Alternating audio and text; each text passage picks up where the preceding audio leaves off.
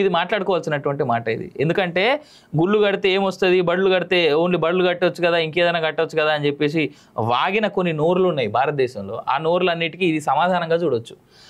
అయోధ్య ఆదాయం 363.34 కోట్లు. ఏడాదిలో ఆలయం ప్రాంగణంలో నిర్మాణాల ఖర్చు 776 కోట్లు. ఆదాయ వివరాలు వెల్లడించిన రామ జన్మభూమి తీర్థక్షేత్ర ట్రస్ట్. దీని మీద మొత్తం పూర్తి ఆదాయం లెక్కల వాళ్ళ టార్గెట్ 1,00,000 కోట్లు తెలుసా? ఎవరికైనా తెలుసా? అయోధ్య రామ మందిరం తర్వాత అయోధ్య ఎంత డెవలప్మెంట్కి నోచుకుందో తెలుసా? అయోధ్యలోని భవ్య రామాలయానికి తొలి ఏడాది 363.34 కోట్ల ఆదాయం సమకూరిందని రామజన్మభూమి తీర్థక్షేత్ర ట్రస్ట్ తెలిపింది. ట్రస్ట్ ధర్మకర్తల మండలి 2023-24 ఆర్థిక సంవత్సరానికి సంబంధించిన ఖర్చు ఆదాయ వివరాలు వెల్లడించింది. రామ మందిరం దాని ఆలయ ప్రాంగణాల్లో నిర్మాణాలకు ఏడాదిలో 776 కోట్లు ఖర్చు చేసినట్లు వెల్లడించింది. ఇందులో ప్రధాన ఆలయ నిర్మాణానికి 540 కోట్లు ఖర్చు అయ్యాయని తెలిపింది. కాగా ఇప్పటి వరకు ఆలయ నిర్మాణానికి మొత్తం సుమారుగా 1850 కోట్లు ఖర్చు చేసామని వెల్లడించింది. అలాగే 24-25 ఆర్థిక సంవత్సరంలో ఆలయ నిర్మాణం ఇతర సంబంధిత పనులకు సంబంధించి 850 కోట్లు ఖర్చు అయ్యే అవకాశం ఉందని ట్రస్ట్ ప్రధాన కార్యదర్శి చెంపత్ రాయ్ తెలిపారు.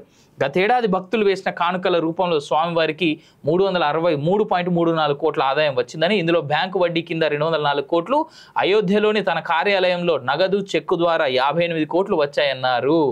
ఆలయంలోని డొనేషన్ బాక్సులో ట్రస్టుకు 24.50 కోట్లు నగదు వచ్చిందని వెల్లడించారు.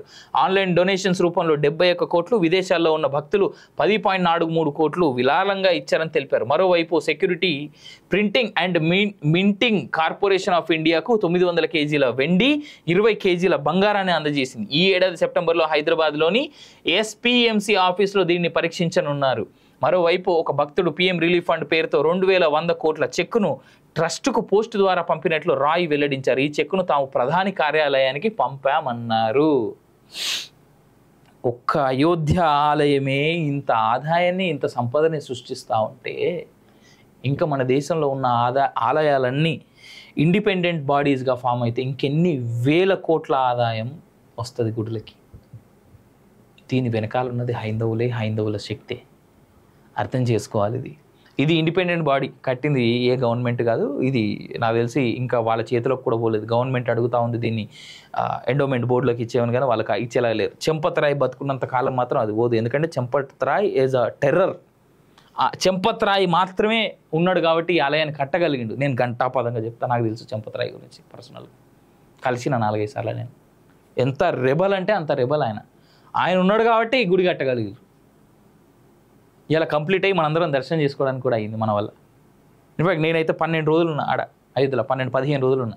11వ తేదీ జనవరిన నేను వెళ్ళినా 26 అనుకుంటా కదా, 26, 27, 28 మంత్ ఎండింగ్కి ఏమో అప్పుడు అయోధ్య నుంచి బయటకు వచ్చాను. నేను కాశీలో 2 రోజులు ఉండి వచ్చిన.